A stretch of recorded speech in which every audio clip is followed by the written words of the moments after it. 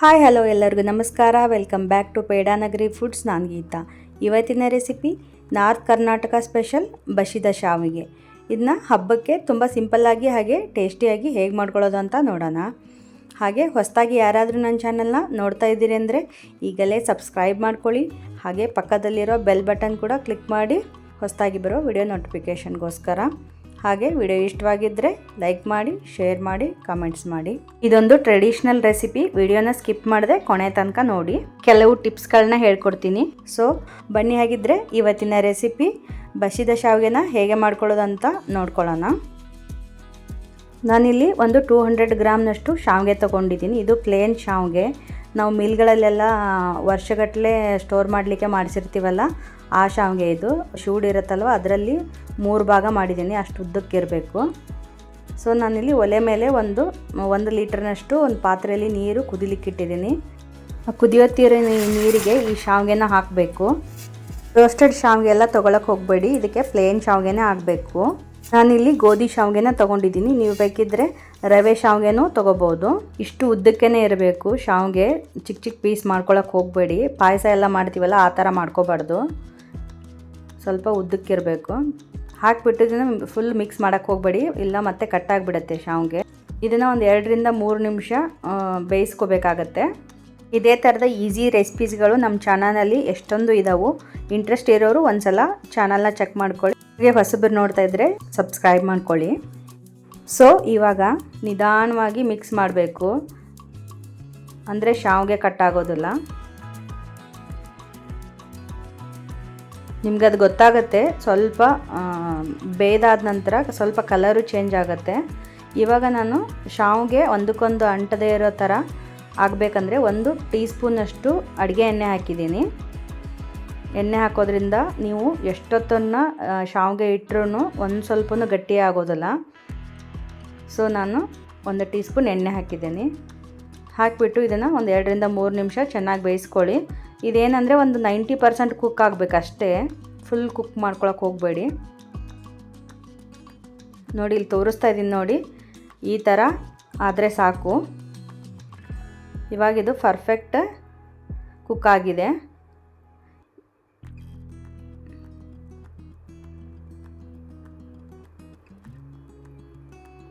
ಒಂದ್ಸಲ ನೀವು ಹಿಂಗಿಚ್ಚಿಗೆ ನೋಡಿ ಗೊತ್ತಾಗುತ್ತೆ. ಸೊ ಇವಾಗ ಆಗಿದೆ. ಇದನ್ನ ಸ್ವಿಚ್ ಆಫ್ ಮಾಡಿಬಿಡೋಣ ಫ್ಲೇಮನ್ನು. ಇವಾಗ ನಾನು ಒಂದು ಸ್ಟ್ರೈನರ್ ತೊಗೊಂಡ್ಬಿಟ್ಟು ಇದನ್ನು ಇಮಿಡಿಯೇಟಾಗಿ ಸ್ಟ್ರೈನ್ ಮಾಡ್ಕೋಬೇಕಾಗತ್ತೆ. ಅಂದರೆ ಅದನ್ನು ಕುಕ್ಕಿಂಗ್ ಪ್ರಾಸೆಸ್ನ ಸ್ಟಾಪ್ ಮಾಡಬೇಕು ನಾವು. ಅದಕ್ಕೆ ನಾವು ನಾರ್ಮಲ್ ನೀರನ್ನು ಹಾಕಿಬಿಟ್ಟು ಇದನ್ನು ಸ್ವಲ್ಪ ಜಂಟಲಾಗಿ ಮಿಕ್ಸ್ ಮಾಡಬೇಕು ಈ ಥರ. ಅಂದರೆ ಅದು ನಮಗೆ ಎಷ್ಟು ಬೇಯಬೇಕಾಗಿರುತ್ತಲ್ವ ಅಷ್ಟಕ್ಕೆ ಸ್ಟಾಪ್ ಆಗುತ್ತೆ ತಣ್ಣೀರು ಹಾಕಿದ ತಕ್ಷಣ. ಸೊ ಇವಾಗ ಇದನ್ನು ಎಲ್ಲ ನೀರನ್ನು ಬಸದಾದ ನಂತರ ಇನ್ನೊಂದು ಪಾತ್ರೆಗೆ ಹಾಕಿಬಿಟ್ಟು ಇದನ್ನು ಒಂದು ಸಲ ಮಿಕ್ಸ್ ಮಾಡ್ಕೋಬೇಕು. ನೋಡಿ ಎಷ್ಟು ಶಾವಿಗೆ ಉದುರಾಗಿದೆ ಅಂದರೆ ಒಂದಕ್ಕೊಂದು ಅಂಟಿಲ್ಲ ಶಾವಿಗೆ. ನಾನು ಹೇಳಿದಂಥ ಟಿಪ್ಸನ್ನು ಫಾಲೋ ಮಾಡಿ ಕರೆಕ್ಟಾಗಿ ನೀವು ಶಾವಿಗೆನ ಮಾಡ್ಕೋಬೋದು. ನೋಡಿ, ಇವಾಗ ಸ್ವಲ್ಪ ನಾರ್ಮಲ್ ವಾಟರ್ನ ಸ್ವಲ್ಪ ಹಾಕಿ ಒಂದು ಸಲ ಮಿಕ್ಸ್ ಮಾಡಿ ನಿಧಾನಕ್ಕೆ. ನೋಡಿ, ಇವಾಗ ಪರ್ಫೆಕ್ಟ್ ಆದ ಬಸಿದ ಶಾವಿಗೆ ರೆಡಿಯಾಗೋಯ್ತು. ನಾನು ಒಂದು ಪ್ಲೇಟಿಗೆ ಸರ್ವ್ ಮಾಡ್ತಾಯಿದ್ದೀನಿ.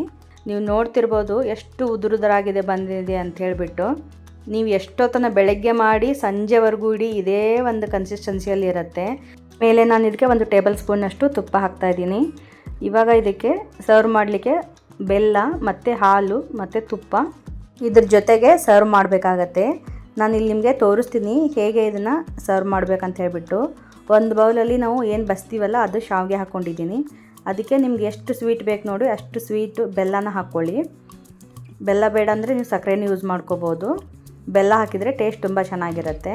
ಸೊ ನಾನಿಲ್ಲಿ ಹಾಲನ್ನು ಹಾಕ್ಕೊಳ್ತಾ ಇದ್ದೀನಿ. ಆಮೇಲೆ ತುಪ್ಪ. ನೀವು ಯಾವಾಗ ಸರ್ವ್ ಮಾಡ್ತೀರಲ್ಲ ಆವಾಗ ಇದನ್ನೆಲ್ಲ ಆ್ಯಡ್ ಮಾಡಿಬಿಟ್ಟು ಸರ್ವ್ ಮಾಡಬೇಕಾಗತ್ತೆ. ಸೊ ಇದೆಲ್ಲ ಹಾಕಿಬಿಟ್ಟು ಒಂದು ಸಲ ಮಿಕ್ಸ್ ಮಾಡಿಬಿಟ್ಟು ಸರ್ವ್ ಮಾಡಿ. ಹಾಗೆ ಈ ರೆಸಿಪಿನ ಗೆಸ್ಟ್ ಬಂದಾಗ ಅಥವಾ ಯಾವುದೇ ಹಬ್ಬಗಳಲ್ಲಿನೂ ನೀವು ಮಾಡ್ಕೋಬಹುದು.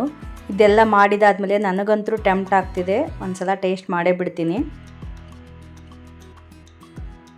ವಾವ್, ತುಂಬಾ ಸಖತ್ತಾಗಿ ಬಂದಿದೆ.